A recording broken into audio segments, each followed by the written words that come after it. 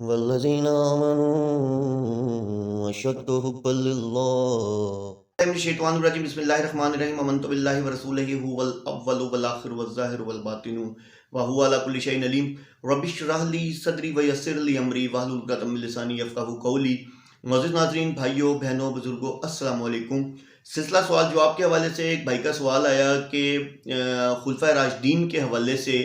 کہا جاتا ہے کہ 4 خلفائے راشدین ہیں، لیکن کچھ لوگ کہتے ہیں کہ 5 جو تھے دور خلافت گزرے ہیں، تو اس کو تھوڑا سا آپ بتائیں۔ تو کیا یہ کیسے 5واں دور خلافت کس کا تھا اور کیا تھا؟ یہ جو معاویہ تھے، حضرت معاویہ رضی اللہ تعالیٰ عنہ، کیا یہ ان کو گنتے ہیں 5واں خلیفہ؟ تو بہت پیارا سوال ہے بھائی آپ کا۔ تو دیکھیں، پہلے خلیفہ جیسا کہ آپ کو پتا ہے حضرت ابوبکر صدیق رضی اللہ تعالیٰ عنہ تھے، ٹھیک ہے، جو کہ اپنی زندگی میں ہی حضرت عمر رضی اللہ عنہ کو نومینیٹ تقریباً کر گئے تھے اور فیصلہ بھی کروا گئے تھے۔ اس کے بعد پھر فیصلہ ہوا باقاعدہ، جیسے ایک طریقہ کار ہے خلافت کا۔ اس کے بعد پھر حضرت علی کا جو دور آیا وہ تو سب جانتے ہیں کہ انتہائی مشکل دور تھا، ایک انتہائی مشکل یعنی کہ حالات سے یعنی کہ امت مسلمہ گزری۔ اس کی ریزن یہ تھی کہ ان کا ذرا برابر قصور نہیں تھا، ٹھیک ہے۔ ان کو جو خلافت تھی ملی ہی اس وقت میں تھی کہ جس میں یعنی کہ ہر طرف ایک تو فتنہ پھیلا ہوا تھا، جیسے کہ میں نے آپ کو پہلے ہی بتایا، عبداللہ ابن سبا کا جو فتنہ تھا، جس کی وجہ سے ہم نے اپنے جو 2 خلیفہ تھے، مطلب اسپیشلی جو حضرت عثمان غنی رضی اللہ عنہ ان کو کھویا، اور اس کے بعد پھر حضرت علی رضی اللہ تعالیٰ عنہ کو بھی کھویا، اس کے بعد پھر حضرت امام حسین رضی اللہ تعالیٰ عنہ کو بھی کھویا، وہ عبداللہ ابن سبا سبائیت کی پیداوار، تو اس کی وجہ سے ہم نے کافی نقصانات اٹھائے۔ تو کہنے کا مطلب یہ ہے کہ وہ چوتھی خلافت تھی حضرت علی رضی اللہ تعالیٰ عنہ کی۔ اب حضرت علی رضی اللہ عنہ جب حیات تھے تو ان سے پوچھا گیا کہ امیر المومنین یہ بتائیے کہ آپ کے بعد کیا حضرت حسن رضی اللہ تعالیٰ عنہ کو خلیفہ بنا دیا جائے؟ تو حضرت علی نے کہا کہ بھئی دیکھو، میں تمہیں منع بھی نہیں کرتا، ٹھیک ہے، اور میں تو حکم بھی نہیں دیتا، اپنی باہمی مرضی سے بنا لو۔ تو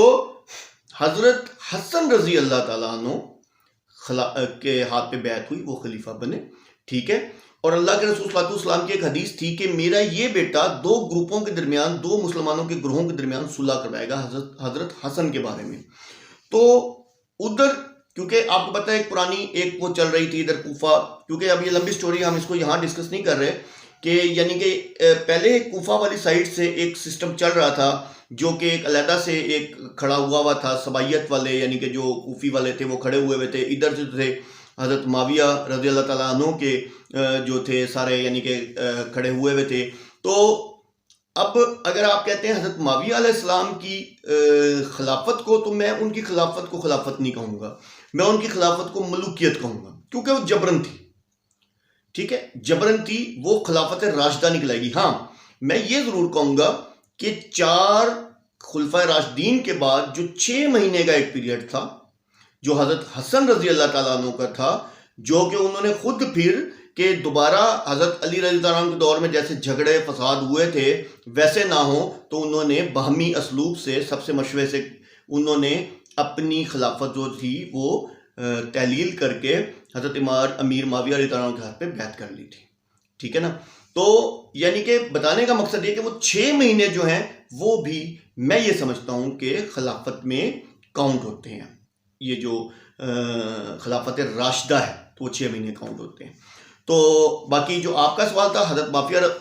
معاویہ رضی اللہ تعالیٰ عنہ، بے شک جو کہ ایک سسٹم رک گیا تھا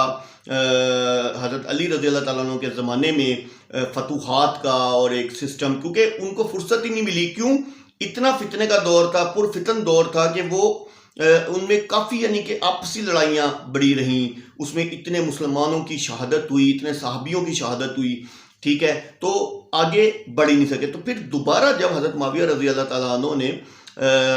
بھلے وہ ایک ملوکیت تھی یا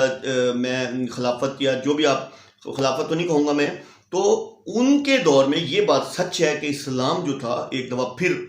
میلوں سینکڑوں پتہ نہیں کتنے سینکڑوں میلوں دور اسلام پھیلا۔ تو امید کرتا ہوں بھائی آپ کو آپ کے سوال کا جواب مل گیا ہوگا۔ اللہ تعالیٰ آپ سب کو دین میں استقامت دے، وآخر دعوانا الحمدللہ رب العالمین۔